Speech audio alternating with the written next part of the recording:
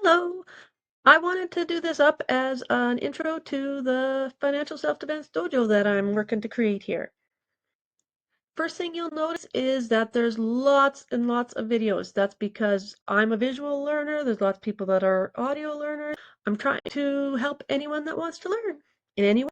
Financial self-defense covers so many topics, and we're going to start with the basics, just as white belt starting a karate class.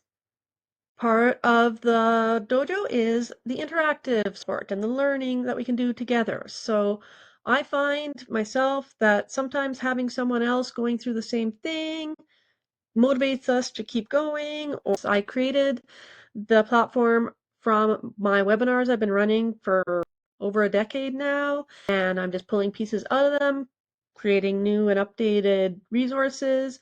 There'll be step-by-step instructions and workshops. There'll be all sorts of tactics and things that you should ask so you don't get bad advice, and how some of the various training packages for self-study will have one-on-one accountability plans. The exclusive higher end ones will have lots of one-on-one training, accountability, and customized step-by-step plan for individual situation, and that's a yearly program. So I often get, when I'm creating this, well, you have to pick the perfect client and who are you trying to talk to? Reality is, I think financial self-defense needs to be accessible to anyone. So the majority of my information is going to be out there free because I'm trying to make an impact and help people.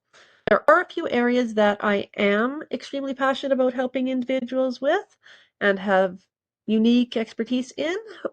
Mental and physically challenged individuals have special federal programs they can have access to, and frankly, my family has a member that is dealing with those types of challenges, and her parents were taken advantage of, and that just gets me fired up. So, like I said, I'll be if I can. I don't believe on helping people only with high bank balances. It might be a little bit all over the place for when the content pops up. Much of the inspiration will be influenced by the people I'm also helping in my real world business that's parallel to this.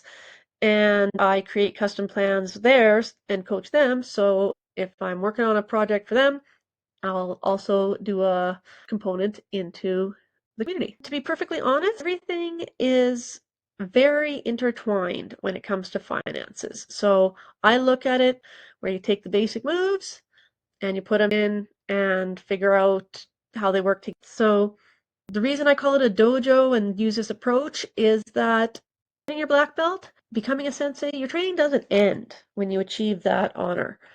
There's many more levels. In karate we call them dans to achieve, and the dojo is a place of constant growth, improvement, and learning for everyone, not just students. And we're constantly evolving to meet those needs and challenge. That challenge is the sensei. It's not so much who I'm developing this for, but whether or not you're ready to step forward and start your journey, master your own money, and help others along the way.